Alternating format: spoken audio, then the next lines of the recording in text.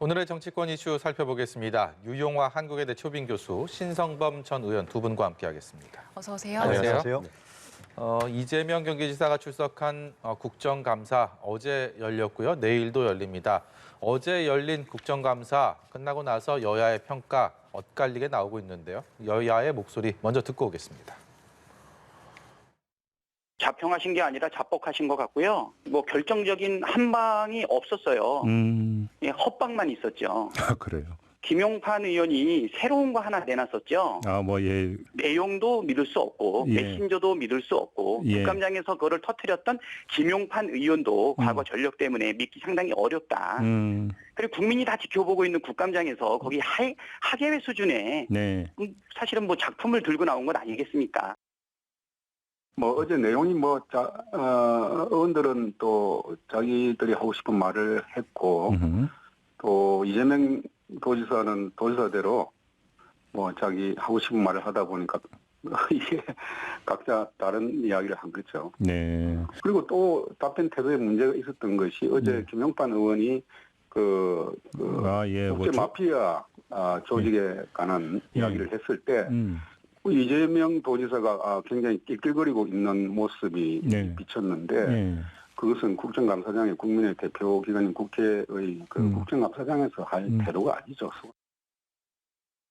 네, 오늘 아침 신문에 보면 완승, 완패 이게 뭐 정치면이 스포츠면처럼 그런 단어들이 많이 있던데요. 어제 국정감사에 대해서 보는 시각들이 그만큼 많이 엇갈렸습니다. 이재명 지사의 답변, 국민의힘 야당 의원들의 질문, 질의, 공세 이런 것들 전반적으로 어떻게 이루어졌다고 보는지 하루 지났지만 한 말씀씩 듣고 시작을 하겠습니다. 그거는 지금 완승완패라는 것은 민주당 측 지지자들뿐만이 아니라 국민의힘 지지자층들도 그렇게 얘기를 하는 것 같아요. 맹탕 국감이었다. 그런 거 보면 이제 대부분의 의견이 일치하는 것 같은데 저는 이제 어제 국감을 저도 오후 늦게까지 계속 지켜봤는데 두 가지 사실을 발견할 수 있습니다. 언론에서 많이 얘기했지만 이재명 지사가 그동안에 얽혀있는 대장동의 의혹으로 자기 쏟아졌던 정치 공세에 대해서 분명하고 명백하게 얘기를 했다. 국민들이 어떻게 받아들일 건가는 좀 더 여론을 봐야겠습니다만은. 그리고 이제 국민의힘의 문제인데 국민의힘은 첫 번째로 어제 김용판 의원 사건이라든가 다른 의원들의 질의를 봤을 때는 이것이 새로운 사실도 없고 그냥 소리만 높이고 이러한 기존의 어떤 정치적 행태들을 그대로 보였다는 점을 봤을 때는 대선이 얼마 안 남았잖아요. 과연 국민들이 국민의힘이라는 정치 세력이 대안 세력이 될 수 있는가, 그리고 국정 운영을 원만하게 할 수 있는 세력인가에 대해 상당히 우려스러운 시선을 봤을 것이다. 첫 번째가 아마 그런 부분은 제가 보기엔 이후에 결과적으로 나타날 거라고 보여집니다. 물론 내일 국감을 잘한다면 모르겠습니다만. 두 번째로는 이재명 지사에 대한 의혹에 대한 문제인데 저는 그렇게 김용판 의원이 픽션을 했다거나 어떤 다른 의원은 이제 영화까지 이렇게 보여줬잖아요. 그거는 그런 압력을 받았을 거예요. 이제 스스로에게 뭔가 하나를 보여줘야 된다. 그런데 실제로 들어가서 보니까는 이재명 지사에 관련된 연관성이라든가 구체적 증거라든가 팩트를 상당히 발견하기 어려우니까 그런 식으로라도 뭔가 한 건을 함으로써 자기 자신도 좀 연피하고 이름도 날리고 이재명 지사에게 공격을 할 수 있다라는 판단 속에서 그런 픽션이라든가 영화 작품 이런 걸 한 것이 아니냐. 실제로 들어가서 보니까 이재명 지사의 실체적 본질에 접근한 부분들은 발견하기가 어려웠을 것이다. 그렇게 두 가지로 해석합니다. 네, 신 의원께서 어떻게 보셨어요? 많이 아쉬웠다. 물론 이제 야당 의원들이 기존의 언론에 보도된 것 이상의 사실과 정보를 수집하지 않은 채 굉장히 철판같이 방어하는 이재명 지사의 방어벽을 뚫지 못했다. 아쉽다. 그러나 제가 볼 때 첫째는 그거예요. 그러니까 말싸움에서 이재명 후보가 지사가 정인석에 나와서 이겼다고 다 이긴 거냐? 저는 그렇게 보진 않아요. 그러니까 예를 들어서 이게 약간의 지지하는 사람들은 야, 이재명 후보 역시 잘한다고 하겠지만 객관적으로 본다면 어떤 사람들은 비아냥거리는 듯한 그 비웃음, 자세, 태도 이런 데 대해서 굉장히 좀 불편했을 분도 저는 적지 않게 있다고 봐요. 그러니까 지지자들은 좋아하겠지만 제3자 입장에서는 굉장히 좀 불편했을 시간인 점을 좀 꼭 말씀드리고 싶고 결정적으로 이 초과이익 환수 조항을 왜 안 넣느냐 여기에 대해서 이재명 후보의 답변이 결국은 뭐냐면 이것은 실무자선에서 너무 세부 사항이나 자기가 안 살펴봤다는 취지란 말이에요. 다시 말하면 정확하게 말하면은 이거는 개발이익 환수 조항을 삭제한 게 아니라 개발이익 환수 조항을 넣다는 성남도시개발공사 직원의 건의를 안 받아준 거라는 표현을 했단 말이에요. 그러니까 적어도 그 부분에 대한 만큼은 본인이 등한히 했다는 게 드러났는데 그걸 좀 더 야당 의원들이 좀 더 집요하게 물고 들어가서 확실하게 답을 못 봐야 됐다는 게 좀 더 안타깝고 또 하나는 조폭 김용판 의원이 문제 제기한 것에 대해서 저는 이렇게 봐요. 적어도 조직폭력배라고 자신을 소개한 사람이 얼굴과 실명을 내놓고 내 말이 거짓이라면 명예훼손이든 뭐든 처벌받겠다고 이렇게 나오는 마당에 사진 한 장, 당시에 그렇게 돈 전달했다고 그러니까 그 사진이 왜 나왔는지는 모르겠어요. 제가 볼 때는 가운데 서서 면회를 하고 온 장모 변호사와 김용판 의원 간에 커뮤니케이션에 문제가 있을지는 모르겠으나 저 정도로 얼굴 내놓고 실명을 밝히는 사람이 10월 초에 아예 자기 진술서 뭐 다 모든 것 공익신고서에서 하는 그렇게 하는 걸 사진 한 장 때문에 못 믿겠다 하는 것은 이것도 또 잘못된 태도다. 크게 본질은 변하지 않는다. 따라서 저 부분 역시 수사 당국에서 밝힐 일이다. 이재명 성남시장이 시장되는 과정에서 조폭과의 관계라든지 이런 부분에 대해서는 수사 당국이 밝힐 사안이다. 수사할 만한 사안이라고 봐요, 저는. 네. 전반적인 총평을 쭉 해주셨는데 좀 하나하나 조목조목 짚어보겠습니다. 일단 대장동 의혹과 관련해서 상당히 많이 준비를 했겠죠. 그런 만큼 뭐 의원님께서는 철판방어다 이런 표현까지 쓰셨지만 근데 이런 지적도 나옵니다. 해명을 잘 하긴 했지만 구체적인 답변은 좀 회피해가는 모습이다 이런 지적이 있었거든요. 여기에 대해서는 어떻게 생각하십니까? 저도 어제 유심히 봤습니다. 그러니까 언론에서 많은 부분을 제기했었고 국민의힘에서도 뭐 날카로운 지적도 있었던 걸 알고 있습니다. 그 첫 번째가 이제 의원님이 말씀하신 초과이익 환수 문제인데요. 그 점에 대해서 저는 이 지사가 분명하게 그 부분을 정리했다고 보여져요. 그러니까 당시에 그 하나은행 컨소시엄하고 계약을 할 때, 그리고 공모를 할 때도 보면은 그 이전의 사례를 들었죠. 위례신도시 같은 경우는 초과이익 환수 같은 비율에 입각한 이후에 비율에 입각한 그 이익 환수를 하다 보니까 그 개발업자나 건설업자들이 비용을 부풀리면서 아니면 장부를 조작할 수 있는 가능성 때문에 실제로 성남시에서 가져올 수 있는 이익이 상당히 적더라. 그래서 고정이익 환수란 부분을 못을 박았다라는 거죠. 고정이익 환수란 못을 박았고 이후에 2017년도에 부동산 가격이 올라가니까 그때 다시 또 1,120억을 환수받았다. 그리고 청렴 확인서라는 걸 써서 예를 들면 뇌물을 쓰거나 그러면 전체적으로 환수한다 이런 조항을 넣었다라는 거죠. 그래서 이 지사의 어제 발언에서는 만약에 초과이익 환수란 부분을 넣었으면 그 계약이 성립했겠느냐. 그리고 당연히 그건 이제 경제적인 계약 아니겠어요? 그쪽도 돈 문제가 있었으니까 그런 거를 요구했을 경우는 당연히 그 당시 부동산 그 시장이 상당히 안 좋을 때니까요. 굉장히 미분양 사태가 컸었고 만약에 손해를 볼 경우는 성남시도 그러면 마이너스를 해야 된다. 이런 조항을 분명히 넣었을 것이다. 그러니까 그 당시에 이 부동산 개발에 따른 이 공기관과 민간 개발 간의 협상 과정에서의 협약 문제 이런 걸 얘기했기 때문에 저는 그 문제에 대해서는 클리어가 됐다고 해요. 그러나 이제 의원님이 지적했고 또 국민들이 분노하는 것처럼 그 이후에 물론 2018년 이후에 이재명 지사가 시장직을 그만뒀습니다. 권한은 없지만 그러나 그 이후에 부동산 가격이 엄청나게 올라버렸잖아요. 그러면서 그 막대한 불로소득의 이익이 이 사람들한테 토건 하이에나족이라고 하죠. 토건족들한테 가버렸단 말이죠. 이 부동산 카르텔 세력들에게. 그 점에 대해서는 이 지사도 책임이 있다라고 사과했습니다. 저는 당연히 사과해야 된다고 보여지고 왜냐하면 그 점에 대해서 국민들이 분노하고 허탈함을 갖는 거니까.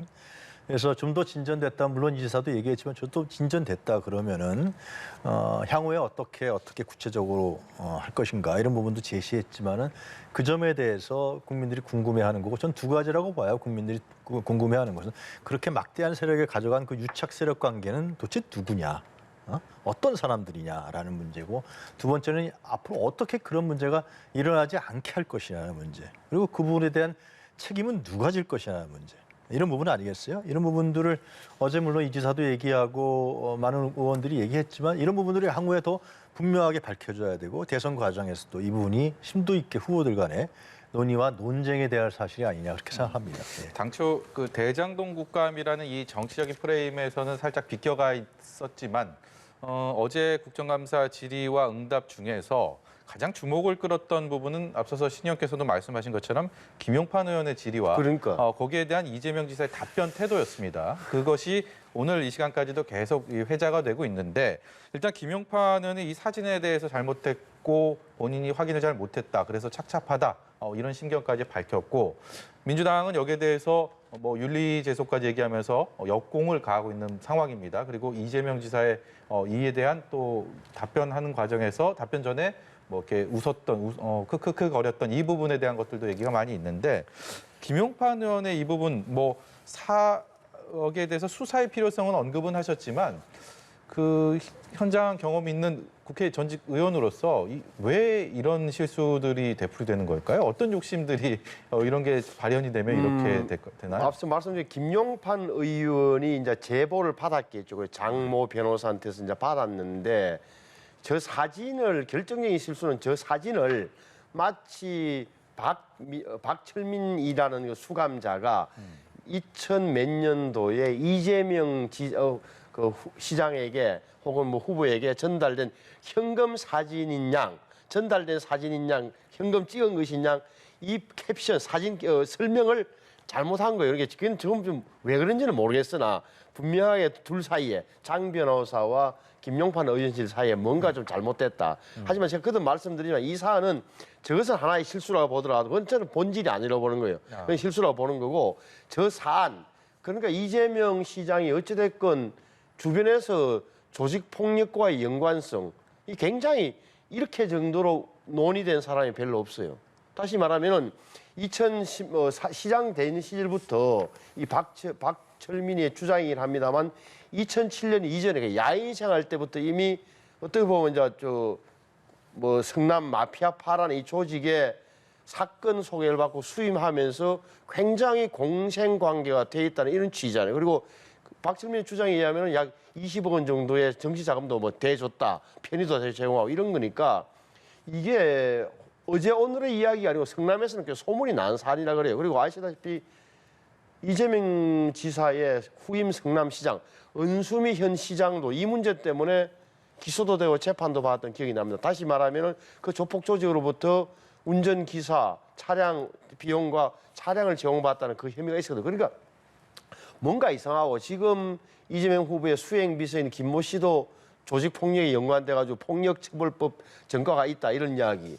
이런저런 그리고 성남시장실에 앉아서 왜 두 다리 올렸던 이모 씨 그분이 이제 큰 형님이라고 불리는 분 모양인데 이런 관계 이거는 그래서 저는 뭐 검찰이나 경찰에 나는 조사를 많이 받았기 때문에 내가 이 사실이라면 이대로 제가 오늘의 제가 있을 수 있겠습니까라고 이재명 후보는 반박하고 있지만 이 대목은 거듭 말씀드리지만 조직폭력부가 이름을 걸고 얼굴 내걸고 다 100% 믿을 건 아니지만 저렇게 깜빵 안에서 뭐랄까 자술서 뭐 그다음에 공익 제보서 이렇게 세 가지 종류를 20몇 페이지를 썼다니까 이 대목은 아마 좀 밝히는 게 낫고 이 수사감이라고 보는 거예요 저는. 참 그게 뭐 이재명 지사도 이제 조직폭력배들의 위협에 때문에 가스총을 차고 다녔다는 얘기를 하잖아요. 근데 이제 전 두 가지 사실을 좀 얘기하고 싶은데요. 첫 번째로는 이러한 진술과 그 박철민이라는 사람이 나중에 어느 경찰서에서 조사를 해보니까 오늘 밝혀졌지만은 조직 핵심이었다는 거 아니에요? 국제 마피아단의 그냥 행동대장이라든가 경찰서에서 관리하는 사람이 아니라 한마디로 이렇습니다. 예를 들면 도둑놈이라든가 사기꾼이라든가 범죄자들이 경찰에서 진술할 때 왜 너 사기쳤니? 왜 도둑질했니? 그러면 그 피해자에 대한 문제점을 지적합니다. 자기 피해 나가려고. 그런 건 우리 드라마나 영화에서 많이 보잖아요. 실제로. 마찬가지인 거죠. 이 사람은 국제 마피아단의 핵심 조직이고 그리고 지금 구속돼서 수감 생활을 하고 있습니다. 이 사람이 얘기한 부분이 어떻게 그 신뢰성을 가질 수 있겠습니까? 자기의 변호되겠죠. 변호의 문제. 다른 식의 얘기였겠죠. 그러니까 김용판 의원이 그 사진을 어떻게 해서 넣었는지는 모르지만은 저는 이러한 진술을 갖고서 이렇게 도저히 범죄를 저지르고 그 범죄로 인해서 지금 구속돼 있는 수감돼 있는 사람의 진술이 신뢰성이 있다고 그것을 들고 나와서 국회 국감장에서 그것도 여권의 대선 후보를 공격하는 자리에서 했다는 자체는 상당히 저는 김용판 의원이 나는 김용판 의원의 개인적인 신뢰에도 굉장히 문제를 일으켰다. 이 사람이 제가 보니까 2012년도에 그 권은희 의원, 권은희 과장이죠. 당시 수서경찰서에서 국정원 여직원 댓글 사건에서 수사 은폐, 이 압력을 넣었던 사람 중에 한 명입니다, 실제로. 그래서 문제가 돼서 나중에 재판까지 받았었는데 저는 그런 생각이 들어요. 김용판 의원이 서울경찰청장까지 했더거든요. 경찰 출신인데 어떻게 이렇게 조직폭력배와 국제마피아단의 핵심 인물하고 이러한 연계를 가지면서 그 얘기를 하느냐. 결과적으로 봤을 때는 국회에 나와서 그런 얘기를 할 때는 그 사람의 입장을 대변하는 거예요. 제 역시 틀린 걸까요? 그 사람 얘기를 진실이라고 믿고 하는 거 아니에요. 그럼 그 사람 마피아단 얘기를 국민을 대표해서 국회에서 그 사람 얘기를 대변하는 거란 말이죠. 굉장히 심각하다, 김용판 의원이. 아무리 공격하고 싶고 어떤 자료를 모으고 싶어도 대변할 사람들이 골라야죠. 선택을 해야 되는 것이죠. 설령 시민이 그랬다 그러면 다른 문제죠. 그러니까 윤리 징계 문제가 나온다고 생각이 들거든요. 저는 김용판 의원이 이 문제에 대해서는 다시는 이런 행태를 하면 안 됩니다. 이거는 증인이나 증거 예를 들면 다 국민들이 보죠. 누가 얘기했느냐. 도둑놈과 사기꾼이 저 사람은 나쁜 놈이 얘기하는 거하고 선량한 시민이 얘기한 거 그게 같습니까? 국회의원이 국제 마피아단의 얘기를 그대로 대변한다. 국회에 나와서. 국정감사장이 뭔지 저는 심각한 문제라고 생각합니다. 교수님 말씀도 일리가 있는데 이제 되도록해 보면 우리가 한명숙 전 총리 재판 왜 잘못됐다고 이야기할 때 대부분 경우 그 수감자들의 진술을 토대로 그 뭐라 그럴까 이게 모해 위정 교사가 있었다는 그 주장도 있었기 때문에 저는 뭐 그 수감자든 전과자든 어찌됐건 그 사람들의 진술이 뭐 틀릴 가능성은 50대 50이라고 보는 거고 다만 이 전과자가 진짜 재소자가 수감자가 어찌됐건 자기 얼굴과 실명을 걸고 그든 말씀드리지만 진술서 사실확인서 공익제보서를 총 17장을 써갖고 내고 얼굴과 이름을 모든 걸 공개하면서 이것이 보통 일은 아니다라는 느낌 때문에 저는 이것도 수사 대상이라고 이제 말씀드리는 겁니다. 그리고 한 가지는 어제 제가 느꼈던 건데 이런 거잖아요. 결국은 이제 초과이익 환수 문제에 대해서 이재명 지사는 계속 빠져나가는데 저는 그거 그럴 수 있다고 봐요. 그렇지만 그 후에 좀 나온 걸 진전상을 보니까 이런 거잖아요. 그러니까 성남 도시개발공사가 2015년, 그러니까 6년 전에 사업협약, 주주협약을 체결하면서 이사회에서 다 땅땅땅 두들겨서 이제 성남시에 보고를 해야 되는데 가장 중요한 문건들, 사업협약서와 주주협약 이것은 딱 두 건만 빼고 성남시에 보고를 했다는 거예요. 이 부분이 국민의힘의 이영호 의원이 지적한 건데 그렇다면 이게 핵심이잖아요. 그게 빠졌는데 왜 성남시에 이 두 문건을 두 건만 빼고 모든 것을 보고해야 될까? 왜? 성남개발공사는 성남시에 보고를 해야 되니까. 이 두 건이 빠졌다는 거예요. 그런데 세 가지 가능성이에요. 유동규가 성남시 직원과 공모해서 이재명 시장을 속였다. 이 두 개를 뺐다는 거죠. 두 번째는 이재명 시장이 당시 결재하고도 후에 삭제했다. 문제될까 봐서.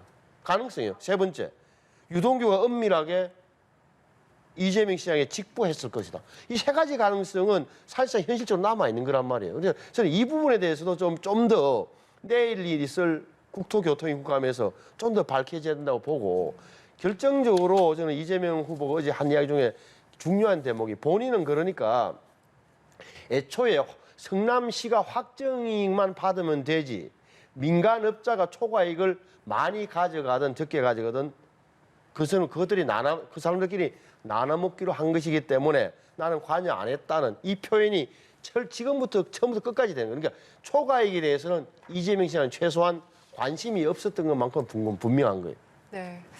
일단 어제 국감 지금 저희가 이야기했던 그 조폭 연루설이나 변호사비 대납, 대장동 이슈 등이 나오긴 했지만 정작 그 제목은 경기도 정에 대한 국감인데 그게 이루어지지 않았다라는 지적을 피할 수가 없을 것 같고 이제 내일 국토위 국감이 예정돼 있잖아요. 내일 국감에서는 어떤 부분을 집중적으로 공방이 이루어질까요? 저는 이제 어제 국감을 보면서 물론 이제 이재명 지사에 대한 공세와 이재명 지사의 해명 이런 부분들도 유심히 봤지만 저는 국회의원들이 좀 성찰적 자세로 갔어야 된다고 보여져요. 그 얘기는 뭐냐면 왜 이런 일이 발생했냐라는 겁니다. 지역개발 문제에서 그 지금 나오는 김만배, 남욱 또 누구죠? 이름이 좀 정영학 회계사인가요? 이 성남의 토건족들이 왜 그 막강한 법조인들이라든가 지금까지 나온 정치 세력은 국민의힘이니까요. 국민의힘 정치 세력 결탁해서 막대한 이득을 가져갔느냐라는 문제 아니겠어요. 그리고 이런 일들이 과거에도 상당히 있었을 것이고 앞으로도 발생할 수 있다라는 겁니다. 그러니까 지역의 정치인들이 토건족과 결합했었을 것이라는, 특히 지방 의원들 같은 경우는 이 문제거든요. 결국 이 문제이니까 이 문제에 대해서 이게 그 손에는 거기에 들어가는 막대한 돈을 더 내고 몇 천만 원씩 더 내고 들어가는 우리 분양을 받는 분들, 국민주택 청약을 했던 분들, 이런 분들 아니에요. 결국 이분들이 손해를 보는 것인데, 그럼 이 문제를 어떻게 할 것이냐는 부분에 대해서 향후에 한국 사회에서의 지역개발 문제를 이렇게 하겠다. 그리고 그 유착관계는 이렇게 하겠다. 정치인들이 결탁할 경우는 국회의원직을 완전히 제명시키겠다. 예를 든다면은 그리고 그 뿌리를 어떻게 뽑겠다. 그리고 지역개발 문제의 공영개발 부분은 이러이러한 강론에 하겠다. 이런 얘기들이 좀 저는 내일 국토위 아닙니까? 어제는 행안이라 해도. 예. 이런 얘기가 좀 나와요. 이 얘기 나오면서 이 지사한테 당신은 그런 문제에서 어떻게 생각하느냐. 미진한 부분이 있지 않았느냐. 그거 당신은 어떻게 생각하느냐. 이러한 좀 공방이 이루어지면서 이것은 첫 번째로 국회의원들이 자성과 성찰의 자세가 필요해요. 지금까지 법과 제도를 만들어 놓지 않았던 거 아니에요. 국민들은 당신네들 같이 유착관계 아니야? 이런 의심을 하고 있단 말이죠. 그래서 그런 부분에 대한 얘기들이 좀 나와야 정말 국감에 의미가 있는 것이지, 픽션 보여주고 그냥 한 방이라도 좀 만들어 보려고 이러한 행태들은 어차피 밝혀지잖아요. 검찰 수사하고 경찰 수사 다 하고 있잖아요. 실제로 유동규 관계도 보고했는지 직보했는지 다 나올 거예요. 그거요. 그런 안타까운 심정이 듭니다. 네. 내일 국토교통위는 아시는 대로 야당 의원이 이제 위원장, 이현승 의원이 위원장인데 그게 18대 10대 1이에요. 국토교통위원이 29명인데 18대 10대 1이라니까. 이런 무슨 소리고. 그러니까 뭐 어떻게 하냐에 따라 다르겠지만 오늘 중요한 자료를 국민의힘 의원들은 잘 활용해야 돼요. 오늘 나온 자료가 경실련 자료가 나온 거예요. 경실련이 꼼꼼히 따져서 어떤 결론을 냈느냐. 대장동 개발로 얻은 이익 중에 공공이 회수한 이익은 10%고 90%는 민간 개발업자들이 가져갔다는 결론을 오늘 기자회견을 해서 냈어요. 이거 중요한 통계가 많이 나오는데 그러면 어떻게 된 거냐. 1조 8천억을 개발이익이 됐다는 거. 계산이 정확하게 나오는 거예요. 왜? 1조 8천억이냐. 14만 8천 평을 평당 1,550만 원에 팔아서 2조 2,500원이 나왔다. 자, 2조 2,500원. 근데 개발 사업비가 1조 5천억이 되기 때문에 7,200억 원이 택지 매각에서 나왔다는 거고. 그러다 보십시오. 그럼 이게 여기에 이제 그럼 분양 매출이 얼마냐? 4,340세대에 3조 9,400억이 나왔다는 거예요. 그래서 왜 계산이 어떻게 됐냐? 이거는 4,330세대고 택지 판매가와 적정 건축비를 따지면은 이 아파트 한 채당 6억 6천만 원 받으면 되는데 분양을 9억 1천만 원을 했다. 한 호당 아파트 하나당 2억 5천만 원이 남았다. 따라서 계산해보니까 1조 얼마예요. 그래서 이 합하니까 1조 8천억 원이에요. 택지 매각에서 7천억 원의 이익, 분양에서 1조 968억 원의 이익, 1조 8천억인데 이것을 성남시가 환수한 거는 1,830원밖에 안 된다. 그래서 10%고 나머지는 민간 개발업자, 화천대유를 포함한 민간 개발업자가 가져갔다고 경실련을 발표를 했어요. 이게 중요한 거예요. 그래서 화천대유가 얼마를 가져갔느냐? 아시는 대로 배당 이익에서 4,400억, 4,040억. 또 분양한 데서 5개 블록을 분양해서 4,531억, 8,500억 원을 가져갔다고 경실련이 근거를 갖고 조사해서 발표한 게 있어요. 이 부분을 내일 야당 의원들은 이런 부분을 강하게 하나하나 근거를 따져가면서 실질적으로 토론을 해줘야 돼요. 네.